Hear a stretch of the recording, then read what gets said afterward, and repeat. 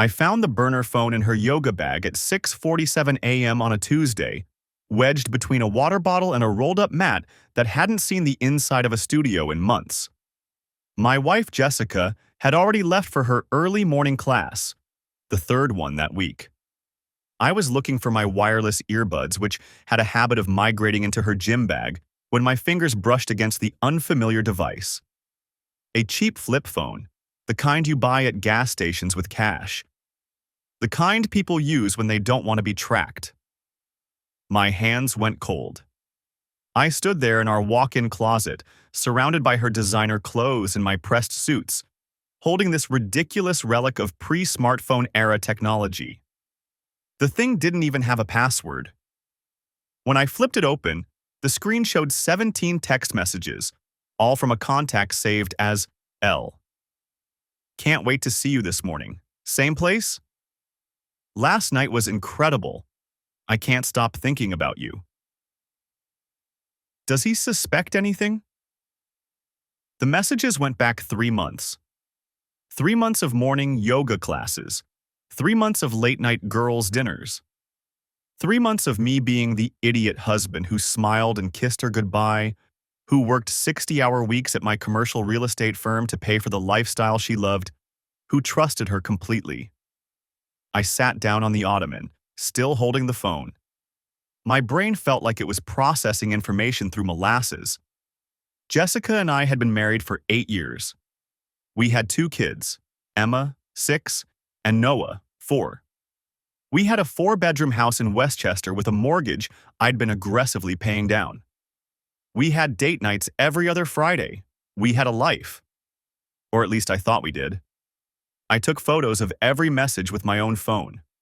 Then I put the burner back exactly where I'd found it, zipped up the yoga bag, and walked downstairs to make breakfast for my kids like my world hadn't just collapsed. "Daddy, you're burning the pancakes," Emma said, wrinkling her nose. I looked down. Smoke was rising from the griddle. I'd been standing there, spatula in hand, staring at nothing.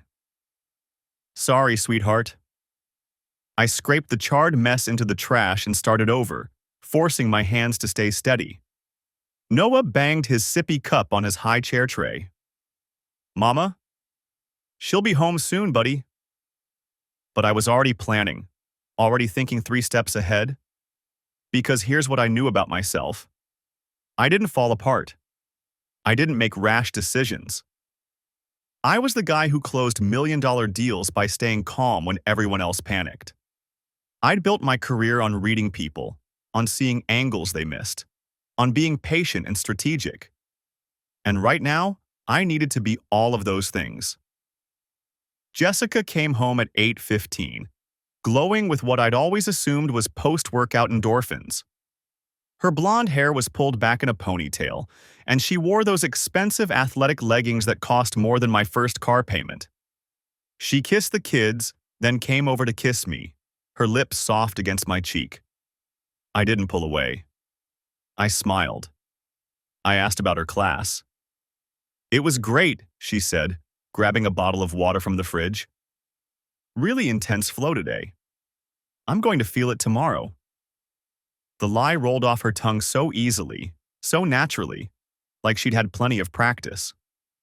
"That's good," I said. "You've been really dedicated lately." "Well, you know me. When I commit to something, I go all in." She grinned, and I wondered if she heard the irony in her own words. I dropped the kids at school and daycare, then sat in my car in the parking lot and made a phone call to my college roommate, Derek Palmer. He'd gone into private investigation after leaving the police force, specializing in corporate fraud and infidelity cases. We'd stayed close over the years, meeting up for basketball and beers every few weeks. "I need your help," I said when he answered. "And I need you to keep this completely confidential." "What's going on, Tyler?" I told him about the phone, about the messages, about the yoga classes that weren't yoga classes. He was quiet for a moment. "I'm sorry, man. That's rough. I need evidence, real evidence, photos, videos, documentation of everything. I need to know who he is, how long this has really been going on, and I need it all documented in a way that will hold up. You're thinking divorce. I'm thinking war, I said. But the kind you win by being smarter, not louder. Derek exhaled. Okay, I can start surveillance today.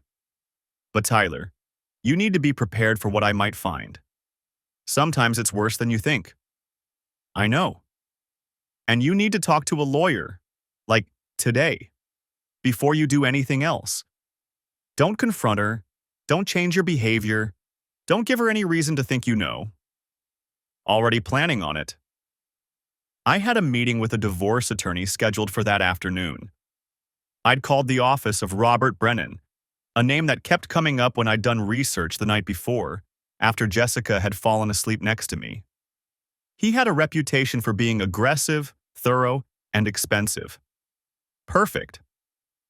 The rest of the morning, I worked from home, responding to emails and making calls about a strip mall development in Yonkers.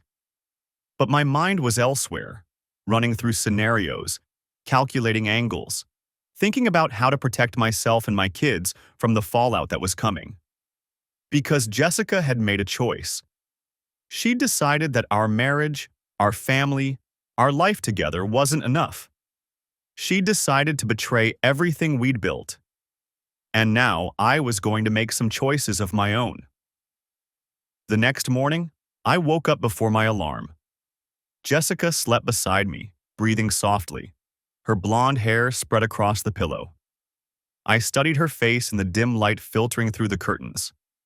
She looked peaceful, innocent even. I wondered how she did it. How she compartmentalized so completely that she could lie next to me every night without a flicker of guilt crossing her features. My phone buzzed on the nightstand. A text from Derek. Started yesterday afternoon. Already have something. Call when you can. Already. My stomach tightened. I slipped out of bed and headed downstairs, making coffee in the quiet kitchen. It was 5:43 a.m. I had at least an hour before the kids woke up. I stepped out onto the back deck and dialed Derek's number. Morning, he answered on the second ring. What do you have? She left the house at 9:47 yesterday. Drove to that yoga studio she mentioned. Went inside for approximately 6 minutes, then came back out in different clothes. Athletic gear. Then she drove to a Marriott in Yonkers. My hand tightened around the coffee mug. How long? 2 hours and 18 minutes. Left at 12:23. Stopped at Starbucks on the way home, probably to kill time. Got back to your place around 1:15. I did the math. She'd told me her class ended at noon, and she'd walked in the door right around 1:15, mentioning she'd grabbed coffee with one of the other moms from class. You get photos? Video, her entering the hotel. And I got him. My breath caught. Who is he? Don't have a name yet, but I got clear footage of him meeting her in the lobby. White male, early 40s, expensive suit. They went up together. I'm running facial recognition now, cross-referencing with local business databases. Should have an ID by this afternoon. Send me the footage. Tyler, I don't think... Send it. A pause. Okay. But maybe don't watch it before you have to interact with her. Trust me on this. After we hung up, I sat on the deck watching the sky lighten.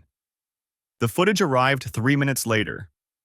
I stared at the notification but didn't open it. Derek was right. I had to get through a normal morning first. When I came back inside, Jessica was in the kitchen making smoothies. She smiled when she saw me. You're up early. Couldn't sleep, I said. Big presentation today. You'll crush it. You always do. She kissed my cheek and I forced myself not to pull away. The morning routine unfolded like clockwork. Emma needed help finding her library book. Noah spilled orange juice on his shirt and needed a new one.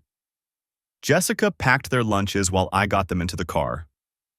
I've got a noon class today, Jessica said as I grabbed my keys. I should be back by 1:30. Sounds good, I said. She kissed me goodbye. I watched her in the rearview mirror as I backed out of the driveway, waving to the kids. I dropped Emma and Noah at school, then drove to a parking lot 3 blocks from my office. I sat there for 10 minutes before I opened the video Derek had sent. The footage was time-stamped 9:53 a.m., the day before. The hotel lobby was clearly visible. Jessica walked in wearing black leggings and a gray zip-up jacket. She looked around, then smiled. A man approached her. Derek was right about the expensive suit. Charcoal gray, perfectly tailored. He was tall, fit, with dark hair graying at the temples. Distinguished looking. He smiled at Jessica, and she stepped into him, her hand on his chest. Familiar. Comfortable. They talked for maybe 30 seconds, then headed toward the elevators together. His hand rested on the small of her back. I watched it 3 more times. Then I opened my email and started working because that's what I did. I closed deals. I solved problems. I stayed focused. At 11:47, my phone rang. Derek. Got him. Logan Mitchell, 43 years old, Vice President of Business Development at Keystone Financial Group. Married, 2 kids, lives in Scarsdale. I wrote down the name. Married. Yeah. Wife's name is Amanda. She's a pediatrician. They've been married 16 years. Send me everything you have on him. Already in your email. Tyler, there's something else. What? I pulled his schedule. He's got a standing reservation at that same Marriott. Every Tuesday and Thursday for the past 4 months. Same room. 4 months. Not 3 like the burner phone messages suggested. Longer. I need you to be there today, I said. Same thing. Document everything. I'm already set up. I'll send updates. I ended the call and sat in my car, staring at Logan Mitchell's LinkedIn profile on my phone. He looked successful, confident. His profile mentioned his commitment to integrity and building lasting client relationships. I wondered if Amanda Mitchell knew what her husband did on Tuesday and Thursday mornings. Then I wondered if I should tell her. At 12:04, Derek sent a text. She just pulled into the yoga studio parking lot. At 12:11, changed clothes, heading to the hotel now. At 12:19, just met him in the lobby, going up. I sat through a conference call at 1 p.m., contributing when necessary, taking notes.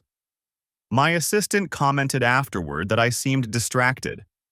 I told her I was fine, just thinking through some complex deal points. At 2:31, Derek sent another message. She left at 2:18, stopped at Starbucks again, probably heading home soon. I looked at my calendar. My meeting with Robert Brennan was tomorrow at 10 a.m. I'd blocked off 2 hours, told my assistant I had a personal matter to handle. That evening, Jessica was in a good mood. She'd stopped at the grocery store and picked up ingredients for my favorite dinner, herb-crusted salmon with roasted vegetables. She hummed while she cooked, sipping white wine. How was your class? I asked, setting the table. Really good. We worked on balance poses today. I'm definitely getting stronger. That's great, I said. You seem happier lately. She turned to me, spatula in hand, and smiled. I am. I feel like I'm finally taking care of myself, you know. It makes such a difference. I'm glad, I said, and I meant it. I was glad she felt good. It would make what was coming so much more devastating. After dinner, after the kids were in bed, Jessica curled up next to me on the couch. We watched some home renovation show she liked. Her head rested on my shoulder. I love you, she said during a commercial break. Love you too, I replied automatically. She fell asleep there, and I carefully extracted myself and went to my office. I opened my laptop and reviewed everything Derek had sent. Photos of the hotel, screenshots of Logan Mitchell's social media, his wife's practice information, his company bio. Then I opened the folder where I'd saved the photos of Jessica's burner phone messages.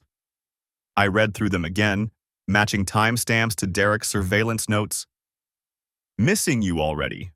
Tuesday can't come soon enough.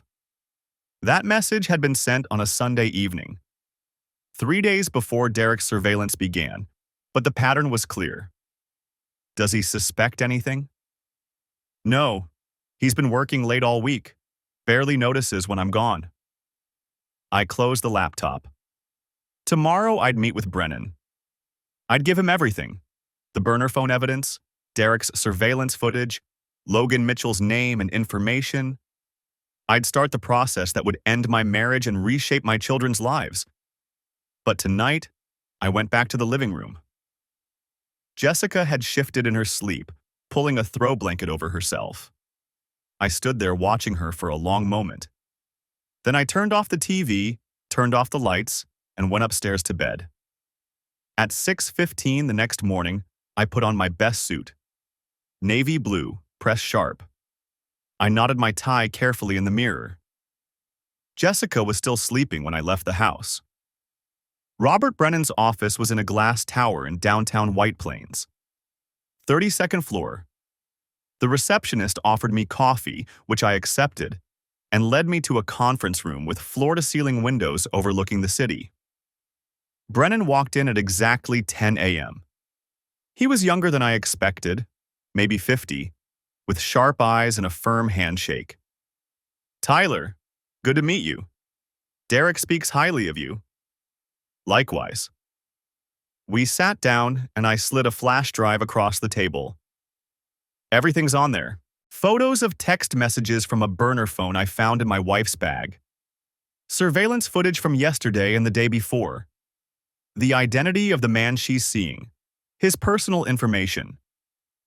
Brennan plugged the drive into his laptop and started reviewing. His expression never changed, but he took notes steadily. After 20 minutes, he looked up. This is solid, very solid. How long have you known? Found the phone 2 days ago. And you haven't confronted her? No. He nodded approvingly. Good. Keep it that way. How's the financial situation? I make approximately 4 times what she does. The house is in both our names. Joint accounts, but I can document that my income funds our lifestyle. Kids? 2, 6, and 4. You want primary custody? Yes. Brennan made more notes. New York is technically a no-fault divorce state, but adultery still matters, especially in custody determinations and equitable distribution. With this evidence, we can make a strong case. What's your timeline? As fast as possible while doing it right. Understood. Here's what happens next. I waited until Thursday. 2 more days of performing the role of oblivious husband. 2 more mornings of making breakfast while Jessica got ready for yoga. 2 more nights of lying beside her in bed while she scrolled through her real phone, probably texting Logan on the burner when I was in the shower. Wednesday night, she told me she'd left her wallet at the juice bar near the yoga studio. I didn't realize until I got home, she said, loading the dishwasher. I called them, but they close at 7. I'll have to go back tomorrow and see if anyone turned it in. Did you cancel your cards? I asked, drying a plate. Not yet. I'm hoping it's just sitting behind the counter. You know how I am. I probably set it down while ordering and walked away. She did know how she was.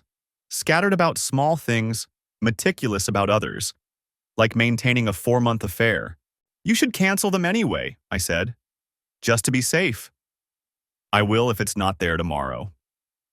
Thursday morning, she left for her yoga class at the usual time. Derek would be in position, documenting her meeting with Logan. I'd seen enough of those photos. Today, I had a different objective. I called the bank at 9 o'clock. I need to report my wife's debit card as lost, I told the customer service representative. She misplaced her wallet yesterday. They canceled the card immediately and offered to expedite a replacement. I accepted. Then I called the credit card companies. Same story. By 9:30, every card Jessica owned had been canceled and new ones were being mailed to our house. She called me at 10:15. Hey, so the juice bar doesn't have my wallet. Her voice carried that casual frustration people use for minor inconveniences. I'm going to check a few other places, but I think I need to cancel everything. Already done, I said. Silence on the other end. Then, what? I canceled your cards this morning. After we talked last night, I figured better safe than sorry. New ones should arrive in 5 to 7 business days. Oh, another pause. That was thoughtful. Thanks. No problem. You'll need to go to the DMV for your license, though. I can't help with that one. Right. Yeah, I'll do that next week. Might want to check your loyalty program accounts too, I added. If someone has your wallet, they might try to use those. Good idea. I'll log in when I get home. She wouldn't, though.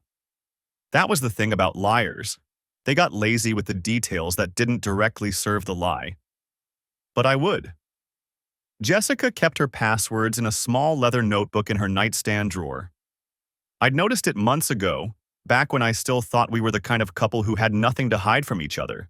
She'd mentioned it once, laughing about how her mother always wrote down passwords and she'd inherited the habit despite everyone saying it was a security risk. I found it easily that afternoon while she was out looking for her wallet. The airline loyalty program login was on the 3rd page, written in her neat handwriting. I sat at my desk and opened my laptop. The login screen loaded. I typed in her email address and password, then waited while the site verified the information. Her account dashboard appeared. 83,000 miles. Gold status. A cheerful banner at the top welcomed her back and suggested she book her next adventure. I clicked on the flight history tab. The page loaded slowly, populating with data. Months of travel records appeared in reverse chronological order. I scrolled to the beginning of the year and started reading. January 15th. Westchester to Miami. Return January 17th. I remembered that trip.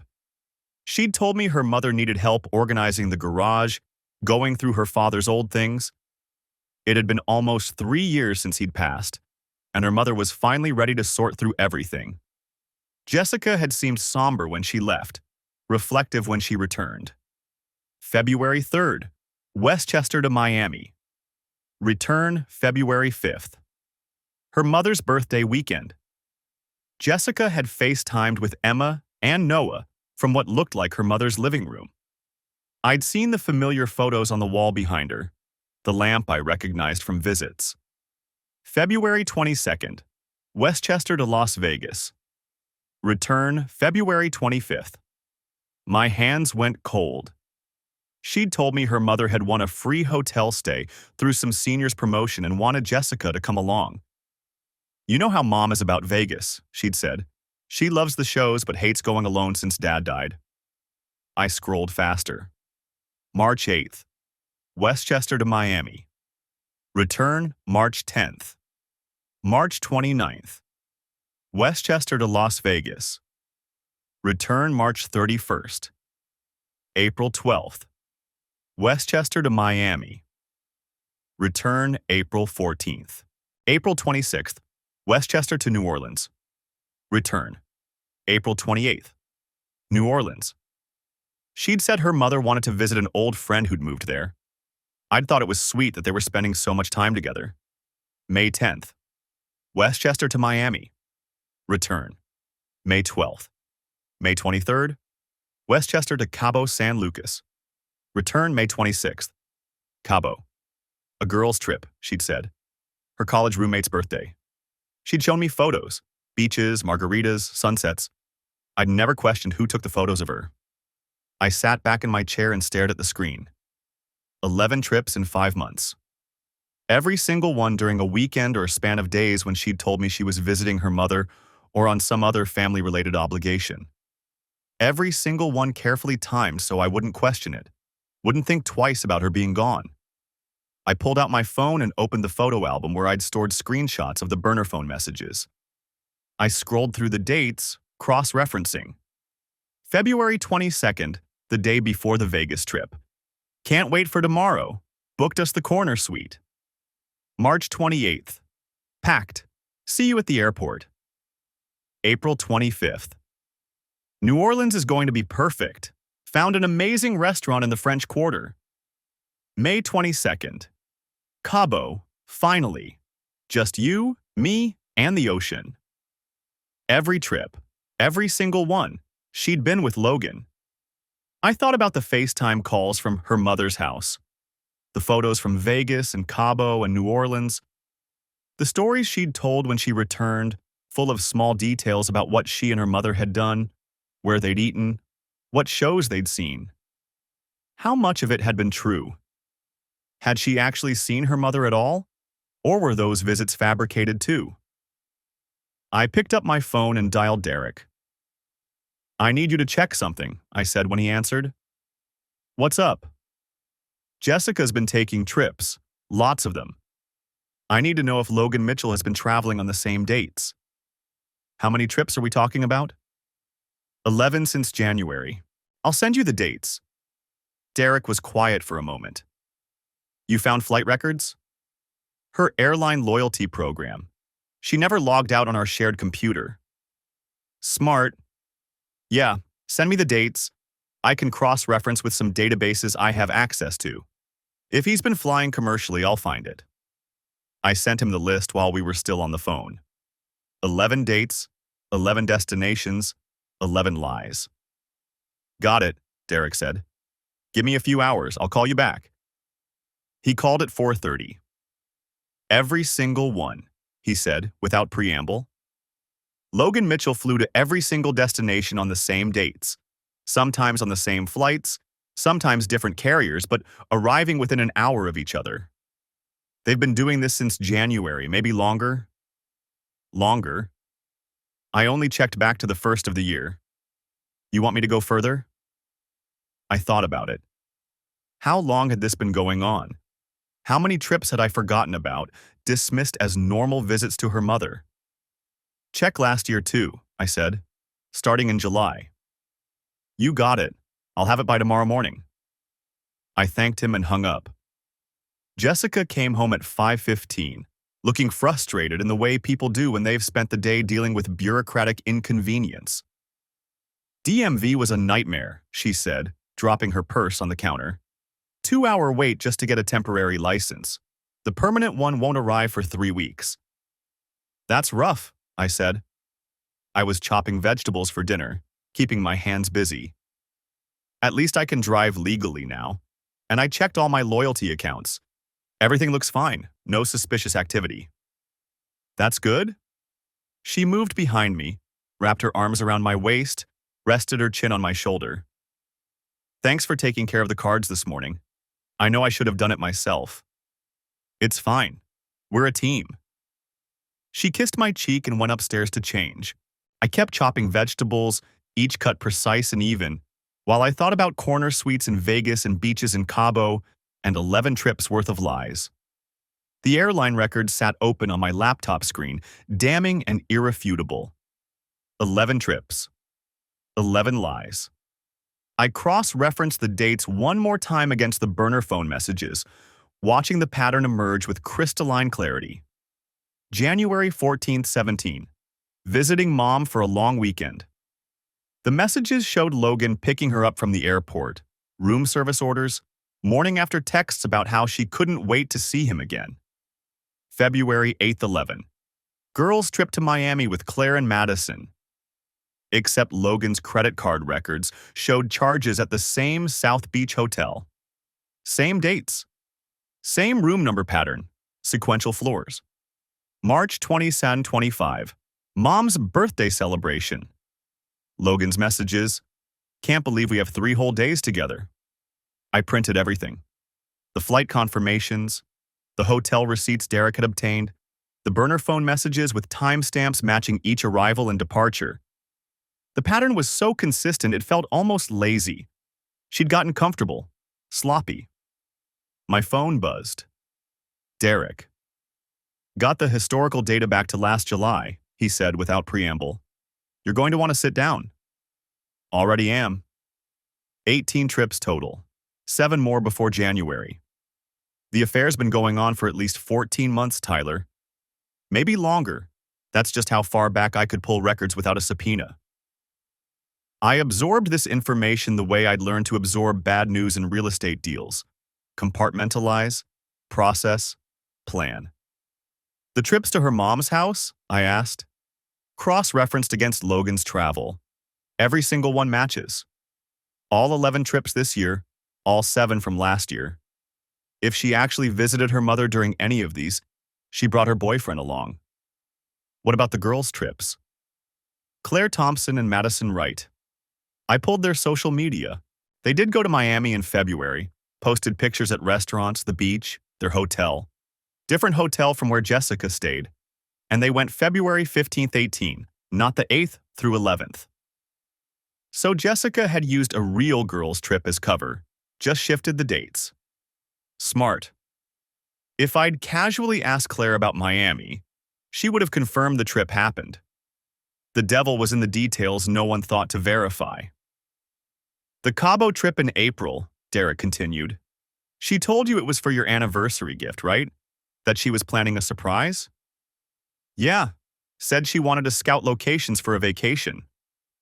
Logan's credit card shows charges at a couple's spa, romantic dinner reservations, a sunset catamaran cruise for 2.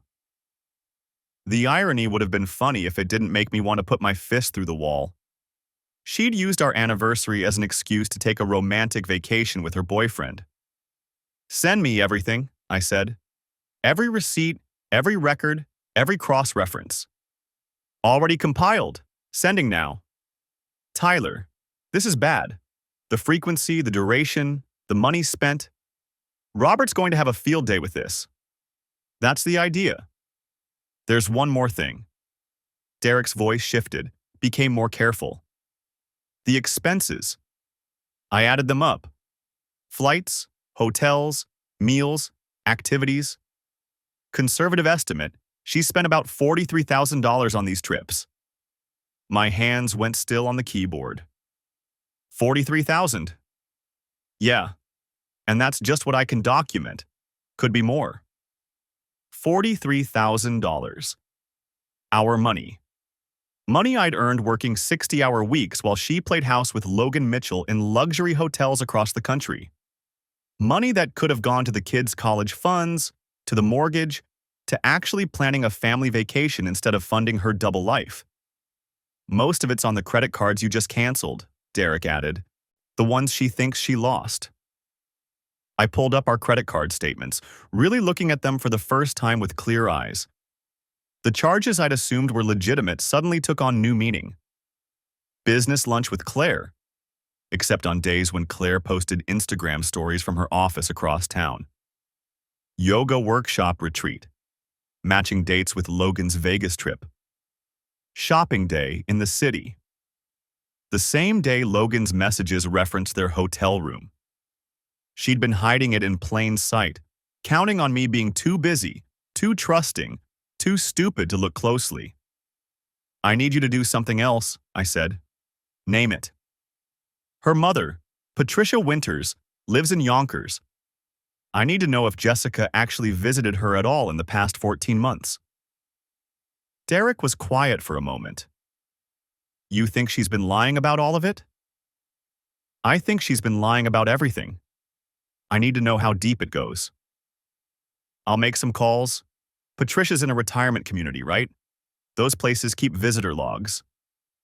Parkview Senior Living. Tell them you're updating family emergency contact information or something. On it. Give me a few hours. After he hung up, I sat staring at the evidence spread across my desk. Flight records, hotel receipts, credit card statements, phone messages. 14 months of systematic deception. 14 months of her kissing me goodbye, telling me she loved me, then flying across the country to sleep with another man. The home office door opened. Jessica appeared with a smile, holding a sandwich on a plate. Thought you might be hungry, she said. Turkey and Swiss, the way you like it. She was wearing yoga pants and a fitted top, hair pulled back in a ponytail. She looked like the woman I'd married. Sounded like her too. But I was looking at a stranger now, Someone who could lie with the ease of breathing. Thanks, I said, accepting the plate. That's thoughtful. She leaned down to kiss my cheek and I let her. Performed the role of appreciative husband while my stomach turned. How's work going? She asked, glancing at my laptop screen. I'd minimized the airline records the second I heard the door, switching to a spreadsheet of actual work. The usual. Trying to close the Westfield property before the end of the month. You work too hard, she squeezed my shoulder. We should plan something fun. Maybe a weekend getaway, just the two of us? My mom could watch the kids. The audacity of it took my breath away. She was suggesting a romantic trip, while evidence of 11 affair vacations sat hidden on my screen. Maybe, I said. Let me get through this deal first. Of course, I know you're busy. She headed for the door, then paused. Oh, I meant to ask. Any word on when the new cards will arrive? 3 to 5 business days. Okay, I'll just use cash until then. She smiled. Good thing we keep emergency money in the safe. After she left, I pulled up the safe inventory in my mind. $3,000 in cash, her passport, birth certificates, the deed to the house, our wills. I opened my phone and texted Derek. Add the safe to the list. Need to secure important documents before she realizes what's happening. His response came immediately. Already on it. Robert suggests getting a safety deposit box at a different bank. Transfer everything she doesn't need immediate access to. Smart. I made a note to handle that tomorrow, during her usual yoga class, when she was actually at the Marriott with Logan. My email pinged. Derek's compiled evidence file. I downloaded it to an encrypted folder, then backed it up to 3 separate cloud services and an external hard drive. Redundancy. In real estate, you learn to protect your documentation. The file was organized with the precision I'd expected from Derek. Flight records in chronological order. Hotel receipts matched to dates. Credit card statements highlighted. Burner phone messages cross-referenced with travel dates. A timeline showing the affair's progression. Even a spreadsheet breaking down cost by trip. $43,000, 14 months, 18 trips. Hundreds of lies. I opened a new document and started building my own timeline, adding details Derek's investigation hadn't captured. The nights she'd come home from visiting mom and climbed into bed beside me, smelling of unfamiliar soap. The morning she'd shown me photos of her mother's garden, photos that could have been from any visit, any time. The weekend she'd returned from Miami with the girls with a tan and a new swimsuit, telling me about restaurants she'd supposedly visited with Claire and Madison. Every memory recontextualized, every moment reframed. My phone buzzed again.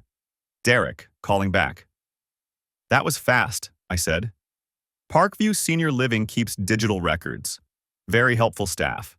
He paused. Tyler, Jessica hasn't visited her mother since Thanksgiving, November 23rd of last year. Before that, Labor Day weekend.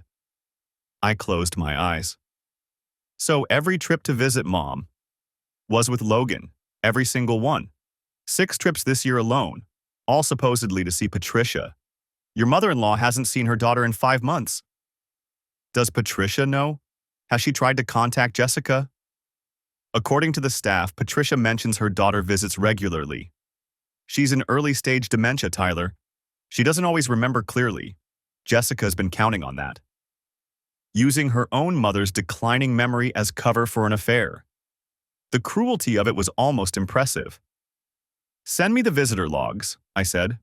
Already in your inbox. I pulled them up. November 23rd, September 4th. Before that, July 16th. Scattered visits, months apart. Meanwhile, Jessica had claimed to visit at least twice a month, sometimes more. I closed the laptop and sat in the silence of my home office. The numbers kept circling in my mind. 18 trips, $43,000. 5 months since she'd actually seen her mother. My phone buzzed. Derek. Got something else, he said when I answered. Pulled Logan Mitchell's credit card records, legally, through a contact who ran a background check he authorized for a refinance last year. The records I can access go back 18 months. And hotels in every city that matches Jessica's flight history. But here's the thing. The pattern goes back further than her flights. I've got hotel charges in Miami, Charleston, and Austin before her airline records start. Different months, but always midweek stays. I did the math in my head. So we're looking at 2 years, minimum. At least, maybe longer. These are just the records I can access. He paused. Tyler, there's something else. The hotel charges stopped 3 weeks ago, completely. Last one was March 15th in Denver. Matches Jessica's last mom visit. Since then, nothing. My hands went cold. What does that mean? Could mean they got more careful. Could mean they're using cash. Or, he trailed off. Or what? Or one of them wanted to end it, and the other didn't. Sometimes when affairs go dark like this, it's because there's conflict. Someone caught feelings. Someone wanted to leave their spouse. Someone got scared. I thought about Jessica's behavior over the past 3 weeks. She'd seemed normal, happy even. The Tuesday and Thursday yoga classes had continued like clockwork. They're still meeting, I said. Your surveillance confirms that. Right, so they switched methods. Probably his credit card was the liability. Maybe his wife checked statements, or he got nervous about the paper trail. Derek's voice shifted. Which brings me to my next question. What do you want to do about Amanda Mitchell? I'd been thinking about this since I first learned Logan's name. Amanda Mitchell, pediatrician, married to the man sleeping with my wife. Mother to 2 kids who were about to watch their family implode. What would you do? I asked. Honestly, I'd tell her, not out of spite, out of strategy. Right now, Logan doesn't know anyone's watching. He thinks he's safe. But if his wife finds out and confronts him, he's going to lawyer up fast. He's going to start hiding assets, moving money, building his defense. And when he does that, Jessica's going to know something's wrong. You think she'd warn Jessica? I think they'd coordinate. They've been doing this for 2 years. They're a team. The second one of them gets exposed, they're both going to circle the wagons. He paused. But here's the flip side. If you wait, if you gather everything you need first, then you control the narrative. You tell Amanda on your timeline, with your evidence, when it serves your strategy. I stared out the window. Emma's bike lay on its side in the driveway. Noah's chalk drawings covered the sidewalk. Stick figures of our family, holding hands under a smiling sun. How long until you have everything? I asked. I can have a complete dossier in 2 weeks. Every hotel, every flight, every meeting. Photos, timestamps, the works. Robert's going to need it all anyway for the divorce filing. Then we wait 2 weeks. Smart. In the meantime, I'm going to dig into their communications. See if I can figure out how they're talking now that the burner phone's compromised. She doesn't know I found it. She knows it's missing. You said she lost her wallet. I'm betting she did a full inventory of everything important. She might not have panicked yet, but she's noticed. He was right. Jessica had spent an entire evening going through her purse, her car, the house. She'd been looking for more than just her wallet. What do you think she did? I asked. Probably got a new one, new number, new phone, stashed somewhere you haven't found yet. Or they switched to something harder to trace, encrypted apps, email drafts, whatever. He sighed. The good news is we don't need their communications anymore. We've got the pattern, we've got the evidence. Now we're just documenting for the lawyers. After we hung up, I opened my laptop again and pulled up Jessica's airline account. I'd been so focused on the destinations that I hadn't looked closely at the booking details. Every flight was booked separately. Not round-trip tickets, but individual one-way fares, purchased through different confirmation numbers. Someone trying to hide a pattern. I clicked through to the payment methods. A credit card I didn't recognize, ending in 4782. I opened our online banking and searched through Jessica's card numbers. None matched. I checked her wallet, the one that had been lost, and then mysteriously turned up in her gym bag 2 days later. 3 credit cards, none ending in 4782. So she had a card I didn't know about. Probably opened in her name alone, statements going to an address I'd never seen. Another layer of deception, another piece of the infrastructure she'd built to support this double life. I took screenshots of everything. The booking confirmations, the payment details, the seat assignments. On 7 of the flights, she'd paid extra for premium seating. On 4, she'd checked bags. These weren't quick, guilty trips. She'd traveled comfortably, leisurely, like someone on vacation. Because that's what they were. Vacations.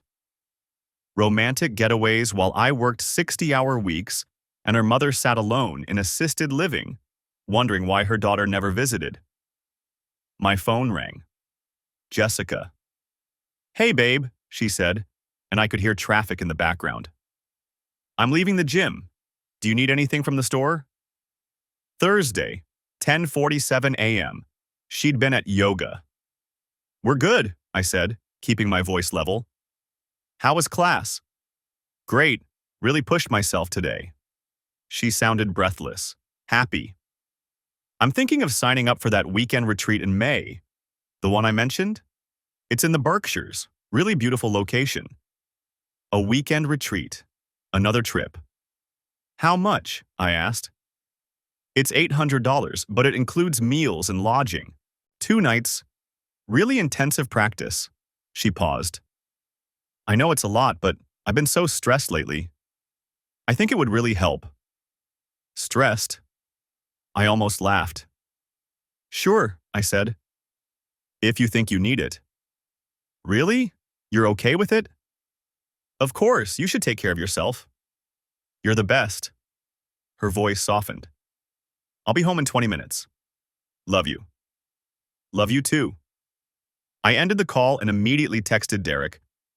"She's planning another trip. May, Berkshires, weekend yoga retreat. $800. His response came within seconds. "I'll check if Logan has anything booked. Want to bet he's got a golf weekend planned?" I pulled up a new browser window and searched for yoga retreats in the Berkshires in May. Found 3 that matched her description. Cross-referenced the dates with my calendar. Mother's Day weekend. She was planning to spend Mother's Day weekend with Logan Mitchell while I stayed home with our children, probably helping them make cards and buy flowers for a woman who wouldn't be there to receive them. The rage that hit me was white-hot and immediate. My hands shook as I gripped the edge of my desk. 2 years. 18 trips. Probably more we hadn't found yet. $43,000. 5 months of lying about visiting her sick mother. And now this, planning to abandon her own children on Mother's Day for a romantic weekend with her boyfriend. I forced myself to breathe. To think. This was good. This was evidence. This was another piece of the pattern that would destroy her in court. I took a screenshot of the retreat information and saved it to my encrypted folder. Then I opened my calendar and marked Mother's Day weekend with a simple note. Jessica, Berkshires. By the time she got home, I was in the kitchen, unloading the dishwasher like nothing had happened. "Hey," she said, dropping her yoga bag by the door. She came over and kissed my cheek. Her hair was damp, her skin flushed. She'd showered at the gym, washing away evidence. "Hey, good class?" "Amazing. I feel so centered." She opened the refrigerator and pulled out a water bottle. "Did you think any more about the retreat?" "I think you should do it," I said, meeting her eyes. "You deserve a break." She smiled, and for just a second I saw something flicker across her face. Guilt? Relief? I couldn't tell. "Thank you," she said. "You're always so supportive." I turned back to the dishwasher, stacking plates with careful precision. 14 more days, I thought. 14 days until Derek had everything. 14 days until I filed. And then we'd see who deserved what. The flight history sat on my screen like evidence at a crime scene. 18 trips, 14 months, every single one a lie. I'd told Jessica I needed to log into her airline account to help restore her lost wallet. She'd given me the password without hesitation, the same one she used for everything. Emma's birthday plus our street number. She had no idea what I was really looking for. But there it was. A complete record of every romantic getaway she'd taken with Logan Mitchell while I worked 60-hour weeks to pay for our life. March 15th, 17, Phoenix. She told me she was visiting her mother. February 8-10, Miami. Another mom visit. January 18-20, Charleston. Girls trip with her book club friends. December 6-8, Savannah. Mom again? I scrolled further back. November, October, September. The pattern held. 2, sometimes 3 trips per month. All booked on that mystery credit card ending in 4782. All landing her in cities with nice hotels and romantic restaurants while I believed she was either supporting her aging mother or enjoying harmless time with girlfriends. The airline account showed more than just destinations. It showed her seating assignments. Seat 12A on the Phoenix flight. The account also showed a linked reservation, 12B. Booked separately but connected through the airline system for couples traveling together. My hands were steady as I took screenshots. Everything documented. Everything saved to the encrypted folder Derek had set up for me. Daddy, can I have more juice? Emma stood in the doorway of my home office, her purple cup extended. I minimized the browser window and smiled at her. Sure, sweetheart. Let me get that for you. In the kitchen, I refilled her cup while my mind cataloged the implications. Linked reservations meant they'd been coordinating their bookings, probably using that burner phone to plan everything. Meeting at airports, sitting together, playing the role of a couple while their actual families waited at home.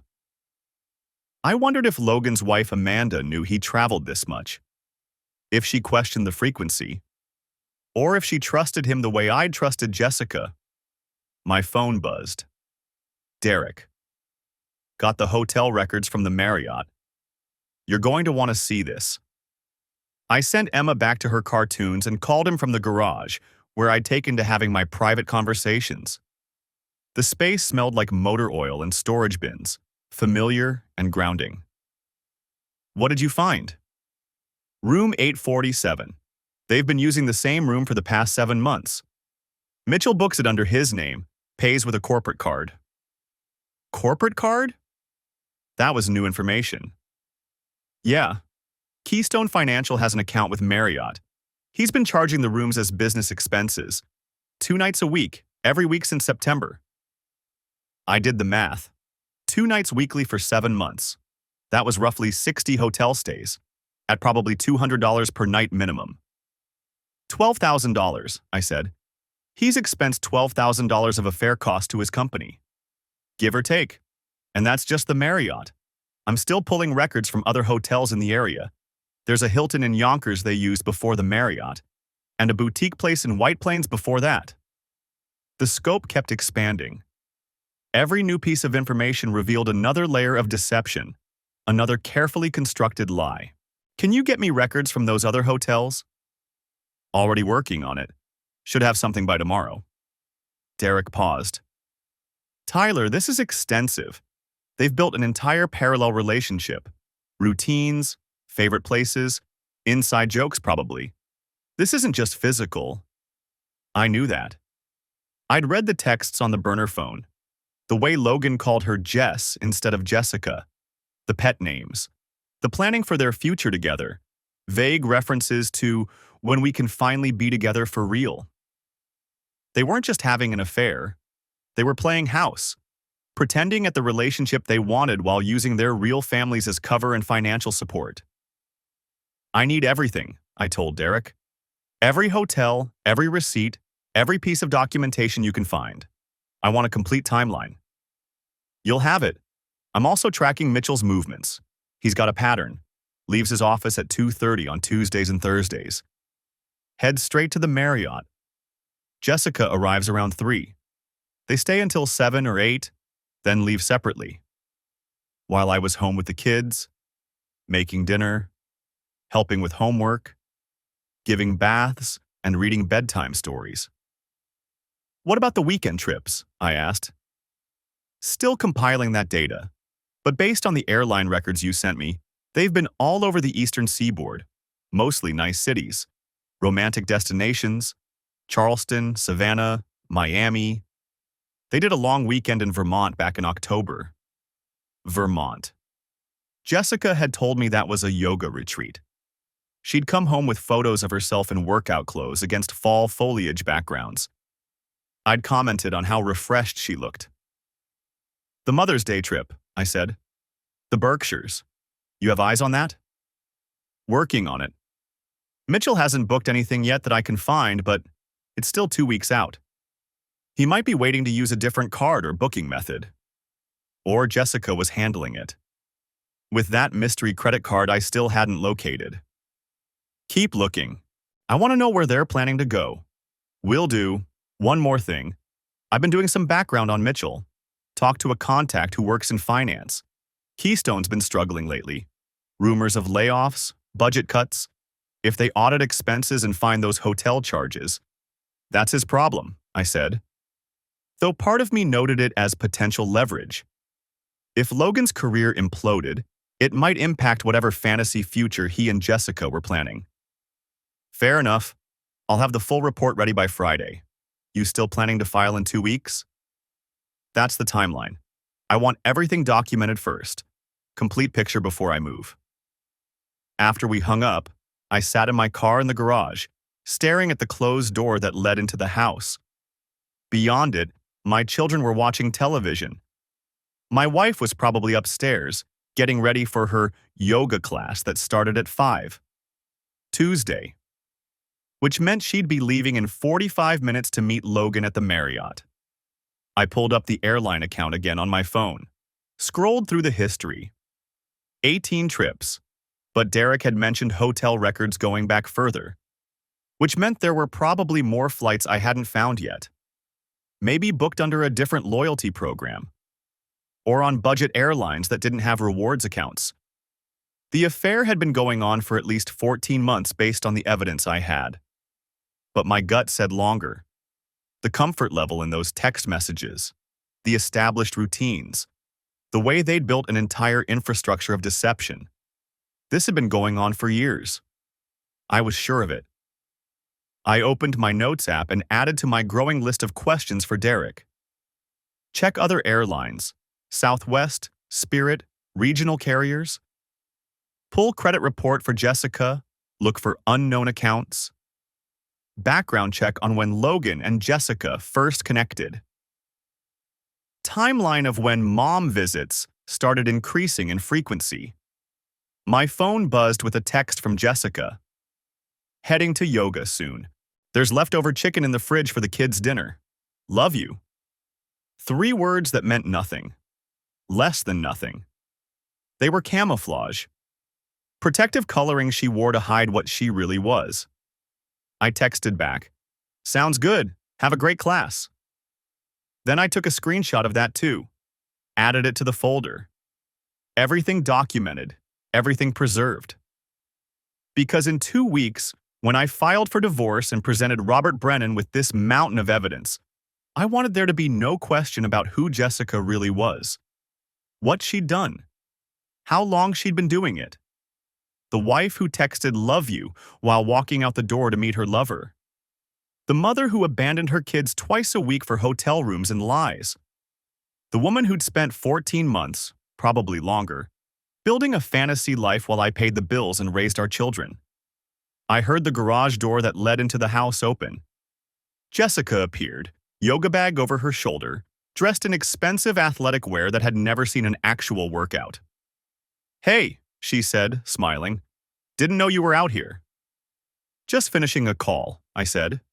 "Work stuff." "On a Tuesday evening?" She shook her head sympathetically. They work you too hard.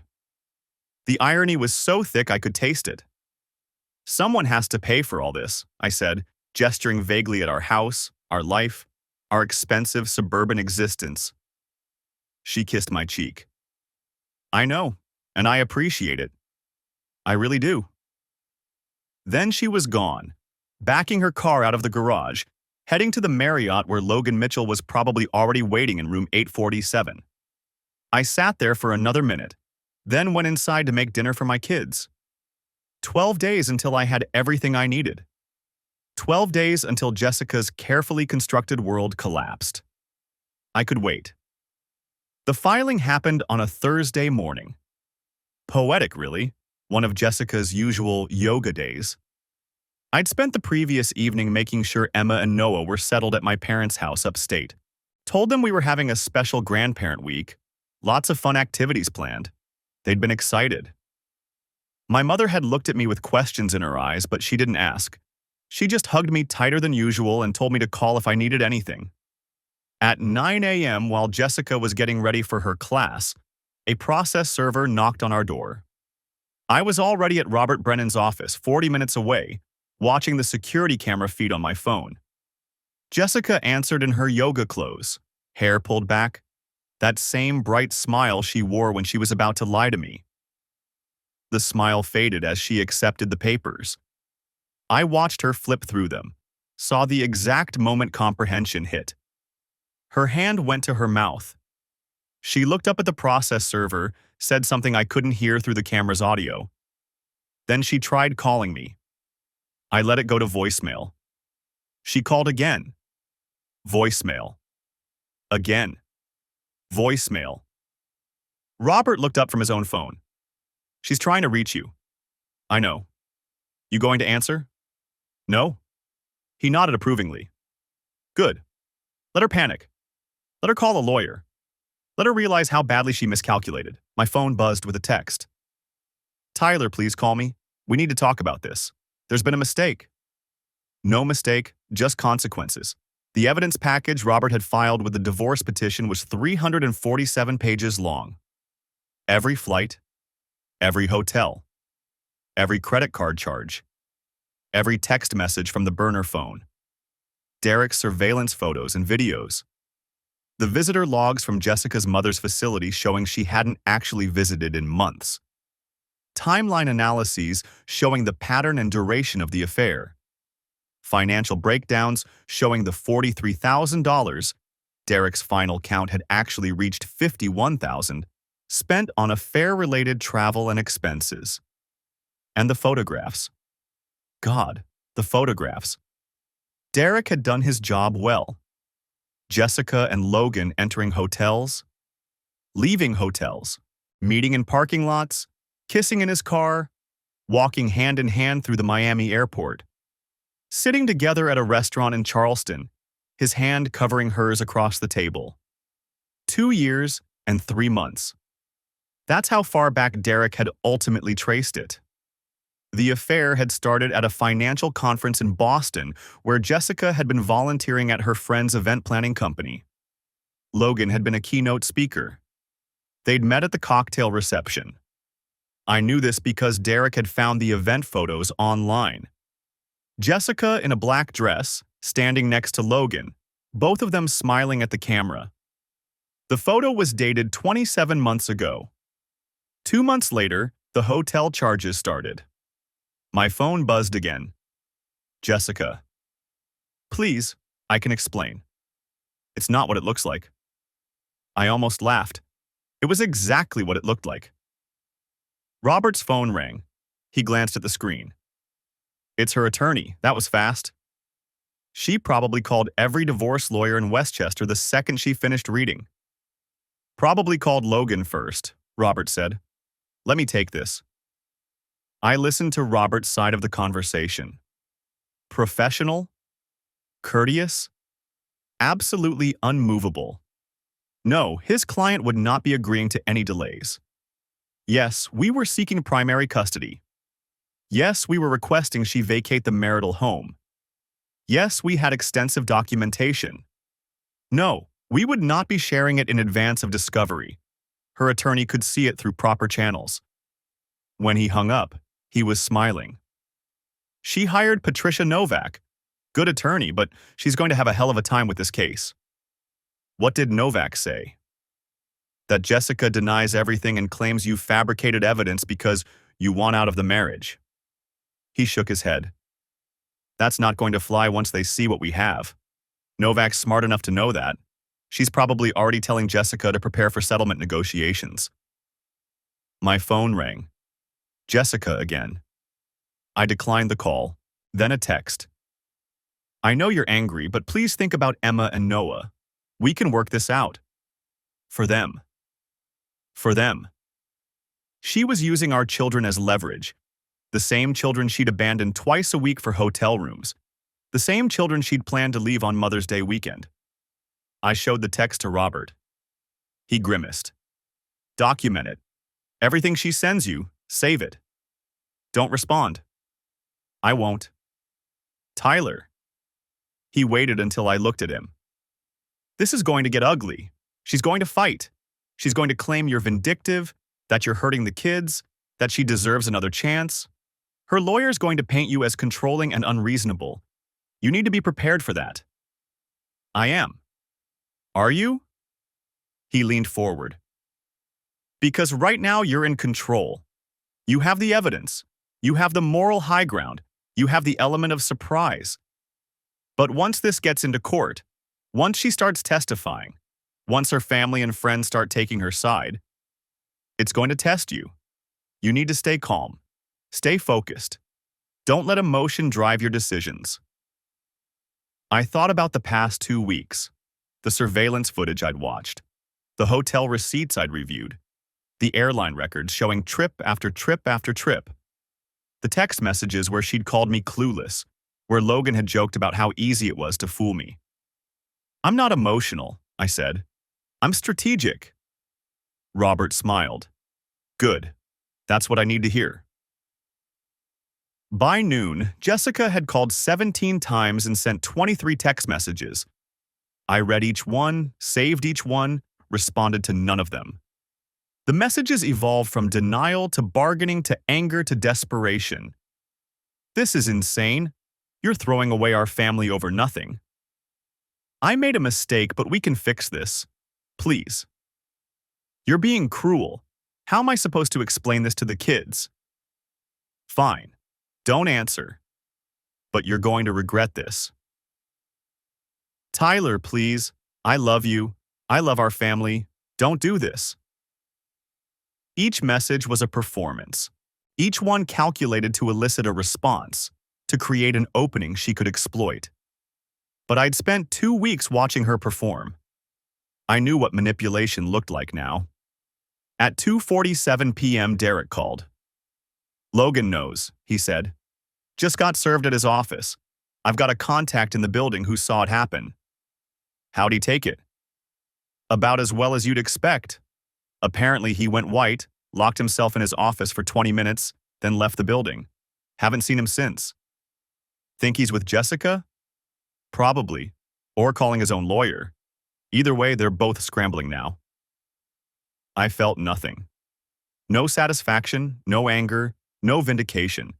Just a cold, clear sense of purpose. What about Amanda? I asked. Derek was quiet for a moment. You still want to tell her? I'd been thinking about this for 2 weeks.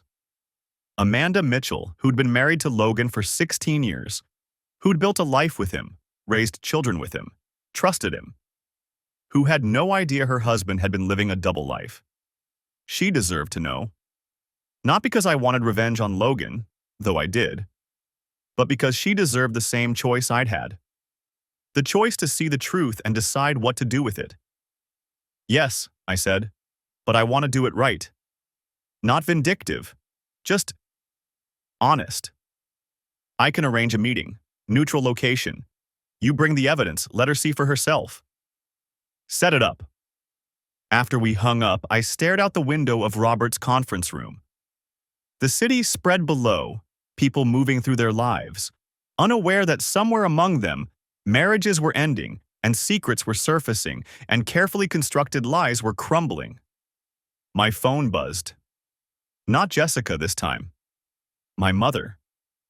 The girls are asking when you're coming to get them. I told them a few more days. Are you okay? I texted back. I'm fine. Thank you for keeping them. I'll explain everything soon. Take your time. They're safe here. We love you. I closed my eyes and let myself feel it for just a moment. The weight of what I was doing. The fact that my children's lives were about to change forever. That they'd grow up in a broken home, splitting time between parents, learning too young that love doesn't always last. But they'd also grow up knowing their father fought for them, protected them, refused to let them be raised in a house built on lies. That had to count for something. I met Amanda Mitchell 4 days later at a coffee shop in Rye, far enough from both our neighborhoods to avoid accidental encounters. Derek had reached out through a mutual contact, said only that I had information about her husband she needed to see. She arrived at 10 a.m. exactly, dressed professionally, probably coming from the hospital where she worked. She was petite, dark-haired, with tired eyes that suggested she'd been losing sleep. Tyler, she asked, approaching my table. Amanda, thank you for meeting me. She sat down, hands folded on the table. Your investigator said this was about Logan. Is he in some kind of trouble? I slid the folder across the table. I'm sorry. I know this is going to be difficult, but you deserve to know the truth. She opened the folder. I'd organized it carefully, timeline first, then photographs, then documentation. I watched her face as she processed each page. Saw the confusion give way to recognition, give way to devastation. How long? She asked finally, her voice barely above a whisper. At least 2 years, probably longer. With your wife? Yes. She closed the folder, but her hands remained on it. I thought he was working late, all those conferences, those business trips. She laughed, but there was no humor in it. I'm a doctor. I'm supposed to be observant. How did I miss this? You trusted him. That's not a failure. That's what you're supposed to do in a marriage.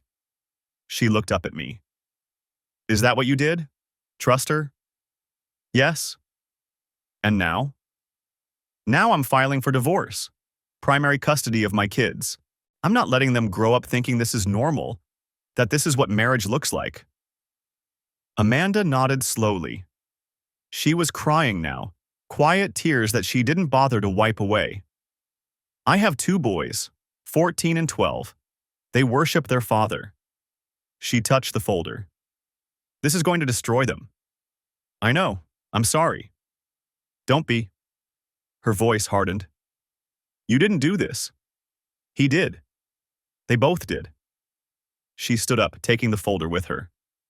Thank you for telling me. For giving me the choice. What are you going to do? She smiled, and it was the saddest thing I'd seen in weeks. What you're doing? Fighting for my kids? Making sure they know that some things are unforgivable.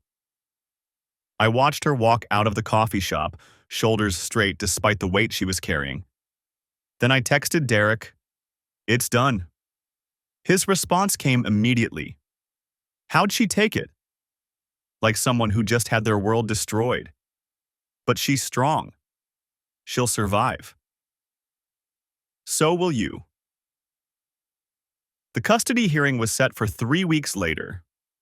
In the meantime, Jessica had moved out of our house and into a furnished apartment in Yonkers.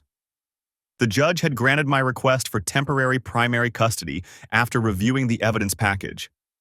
Jessica got supervised visitation twice a week. She'd tried to fight it, claimed I was alienating the children, that I'd fabricated evidence that she was a good mother who'd made one mistake. But Robert had been prepared. He'd presented the timeline, the financial records, the photographs.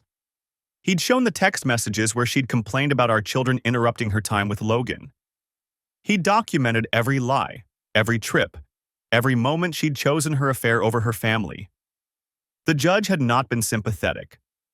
Emma and Noah adjusted better than I'd expected. I'd sat them down and explained, in age-appropriate terms, that Mommy and Daddy were going to live in different houses now. That it wasn't their fault. That we both loved them very much. Emma had cried. Noah had asked if he could bring his toys to both houses. Kids were resilient in ways that broke my heart. Jessica's first supervised visit was on a Saturday afternoon. I dropped the kids at the facility and waited in the parking lot, watching through the window as they ran to her. She hugged them tight, crying into Emma's hair. For a moment, I almost felt sorry for her. Then I remembered the hotel rooms, the lies, the $51,000. The Mother's Day weekend she'd planned to abandon them. The sympathy evaporated. My phone buzzed. Derek. Logan filed for divorce yesterday. Amanda's going for full custody in the house. His company's also investigating the expense account fraud. He's looking at possible termination. I texted back, good. Cold. Accurate. I put the phone away and watched my children play with their mother through the glass. In an hour, I'd pick them up and take them home. We'd make dinner together, read stories, have a normal evening in our new normal life. And Jessica would go back to her empty apartment and face the consequences of her choices. The divorce was finalized 4 months later. I got primary custody, 80% timeshare. Jessica got alternating weekends and 1 evening per week. I kept the house. She got a small cash settlement and her car. No alimony. Robert had argued successfully that her adultery and financial deception negated any claim to spousal support. The judge had been particularly unimpressed by the $51,000 in affair expenses. Jessica's lawyer had tried to argue that some of those trips were legitimate, that I couldn't prove every charge was affair-related. Robert had responded by showing the credit card statements alongside Logan's hotel bookings. Same cities, same dates, same charges at romantic restaurants. The judge had awarded me an additional financial settlement to compensate for the marital assets Jessica had wasted on her affair. Logan and Amanda's divorce was messier. 2 teenagers meant more complex custody arrangements. His firing from Keystone Financial meant he couldn't afford his Scarsdale house. Last I heard from Derek, he'd moved to a small condo in Yonkers and was working for a smaller firm at half his previous salary. Jessica had tried to maintain contact with him after everything fell apart. Derek's surveillance had caught them meeting twice in the weeks following the filings. But Amanda's attorney had used that evidence to argue for sole custody, claiming Logan prioritized his affair partner over his children's emotional well-being. The second time cost Logan his midweek visitation rights. After that, the meeting stopped. Jessica and Logan's grand romance, the one they'd built on lies and stolen hotel rooms and betrayed spouses, couldn't survive the harsh light of consequences. Turned out their love story only worked when someone else was paying for it. 1 year later, I stood in my kitchen making pancakes for Emma and Noah. It was Saturday morning, our routine. They sat at the counter, Emma reading a book, Noah coloring. "Dad, you're burning them again," Emma said without looking up. I checked the griddle. She was right. I flipped the pancakes and turned down the heat. "Thanks, sweetheart." My phone buzzed with a text from Derek. "Coffee next week? Want to hear about the new case I'm working?" I smiled and texted back. "Tuesday at 9? Perfect." Life had settled into a rhythm. Work, kids, basketball with Derek every other week, dinners with my parents, Emma's soccer games, Noah's preschool events. Simple things that felt profound because they were real. Jessica saw the kids according to schedule. She'd moved to a smaller apartment, taken a job at a marketing firm. We communicated through a co-parenting app, keeping everything documented and civil. She'd stopped trying to explain or justify or win me back. We were just 2 people managing the logistics of raising children separately. Sometimes Emma asked why we couldn't all live together again. I told her the truth. That sometimes grown-ups make choices that change things forever, and we have to accept that and build new kinds of happiness. She seemed to understand, in the way children do when they have no choice but to accept. Logan had mostly disappeared from their lives. Amanda had full custody. He saw his boys twice a month under supervision. Word through Derek's network was that he'd tried to reach out to Jessica a few months ago, suggesting they finally try to build that future they'd talked about in their text messages. She'd blocked his number. Turned out the fantasy wasn't so appealing when it came with real-world consequences. When it meant small apartments and reduced income and children who looked at you with disappointment. When it meant being the villain in your own story instead of the romantic lead. I plated the pancakes and set them in front of my kids. Emma drowned hers in syrup. Noah carefully arranged his into a smiley face before eating. "Can we go to the park after breakfast?" Noah asked. "Absolutely." "Can I bring my new soccer ball?" Emma added. "Sure." Simple requests, simple answers. Simple moments that added up to a life. Not the life I'd planned. Not the future I'd imagined when I stood at an altar 8 years ago and promised forever to a woman I thought I knew. But a good life anyway. An honest one. Built on truth instead of lies. On presence instead of absence. On the kind of love that showed up every day instead of the kind that checked into hotel rooms twice a week. I'd learned something in the past year. Something I wished I'd learned differently, but valuable nonetheless. You can't control other people's choices. You can only control your response. And sometimes the strongest response is simply refusing to accept less than you deserve. Jessica had made her choices. She'd chosen excitement over stability, fantasy over reality, stolen moments over everyday presence. She'd chosen to risk everything for something that evaporated the moment it cost her anything real. I'd made different choices. I'd chosen my children, my integrity, my future. I'd chosen to walk away from a lie, even when the lie was comfortable and familiar. And I'd won. Not because I'd destroyed Jessica, though the divorce had certainly devastated her life. I'd won because I'd protected what mattered. Because my kids would grow up knowing their father fought for them. Because I'd refused to spend one more day living in a house built on deception. The victory wasn't loud or dramatic. It was quiet. Daily. It was pancakes on Saturday mornings and bedtime stories every night, and being present for every moment of my children's lives. It was knowing that when Emma and Noah looked at me, they saw someone who kept his promises. Someone who showed up. Someone who loved them enough to tear apart a comfortable lie in favor of a harder truth. That was the win. Not the divorce settlement or the custody arrangement or watching Jessica's affair partner lose his job and his family. The win was this. I was free. Free from lies. Free from doubt. Free from wondering if the person sleeping next to me was the person she claimed to be. And my children were free too. Free from growing up in a house where love was a performance and commitment was conditional and marriage was just another lie adults told. They'd learn a different lesson from me. That integrity matters. That choices have consequences. That you don't accept betrayal just because walking away is hard. Those were lessons worth teaching, worth fighting for, worth burning a few pancakes to protect. "Dad, you're doing it again," Emma said, pointing at the griddle.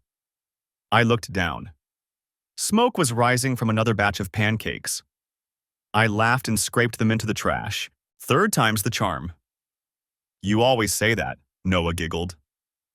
"And I'm always right," I said, pouring fresh batter. This time I paid attention. This time I got it right. Just like everything else in my new life. One careful choice at a time.